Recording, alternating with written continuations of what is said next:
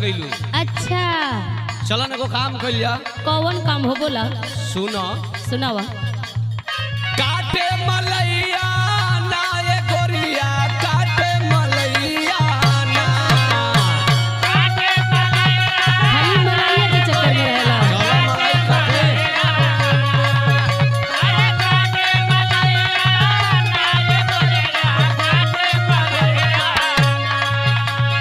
काटे मलैया ना ये गोरिया काटे मलैया ना। चल चली जखतवा के ओरिया। अच्छा। चल चली जखतवा के ओरिया। गोरिया काटे मलैया ना।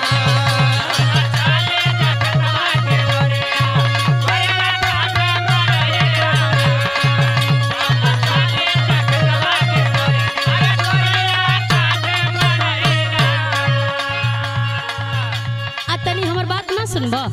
का कहल चाहत रे? तू जब कुछ कहेला त खाली घिसल पिटल बात कहेला। ई घिसल पिसल बात हो। और का सुना हमर बात सुना। सुनाव। अरे घूमब सहरिया ना हो छैला घूमब सहरिया ना।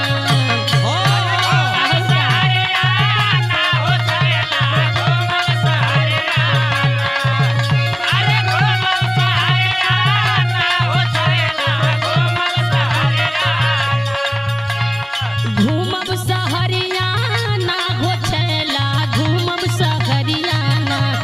जैसे घूमत रहे मजनू लैला। जैसे घूमत रहे मजनू लैला। छैला घूमब सहरिया ना।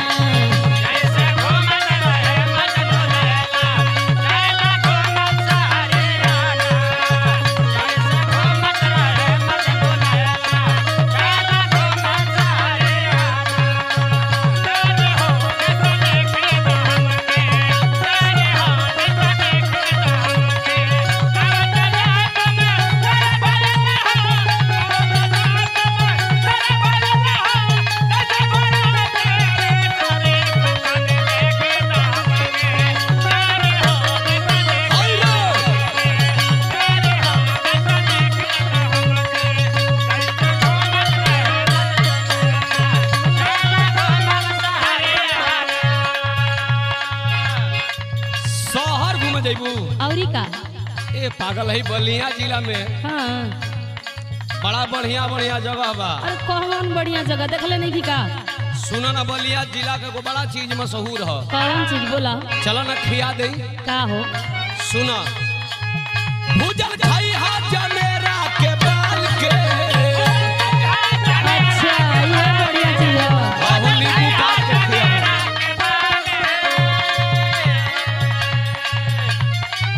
संग में ले ला कभी श्याम लाल के।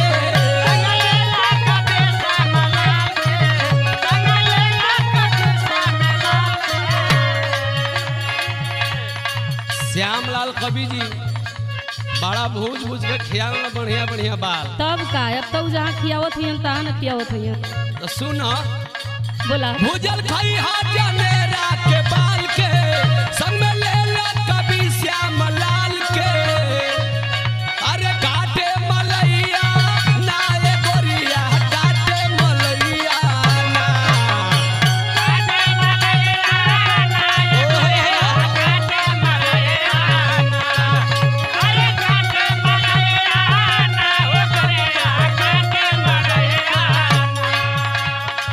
अब बलिया जिला में हाँ। जब तो के ददरी की मेला ले चलो। अच्छा जाना तो कैसा हवा बहेला। कैसन हो? उहाँ बहेला पूरबी बयरिया। उहाँ बहेला पूरबी बयरिया। गोरिया काटे मलैया ना।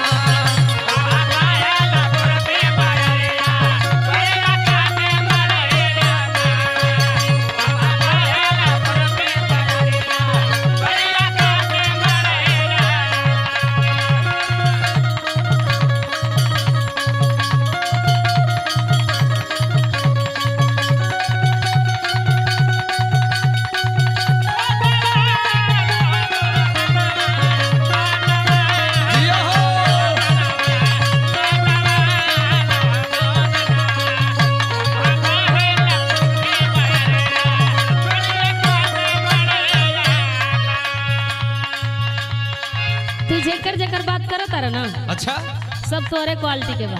हमारी क्वालिटी का सब बा। औरी का बलिया जिला में चना का होरहा मिली, हाँ गन्ना का रस मिली, और तो कहीं मिलेला ना, मकई का बाल मिली। कहीं और देखबे ना कहीं। सुना हमार बात सुना। बोला बाती मानी के चला ए राजा,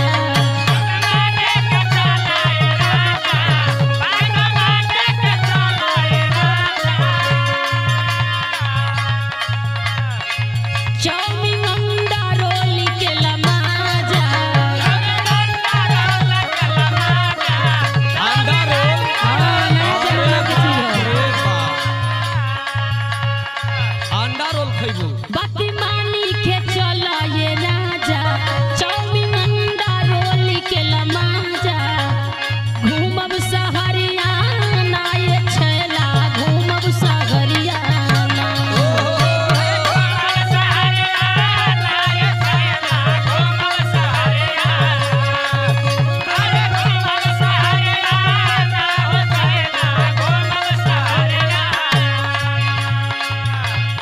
घूम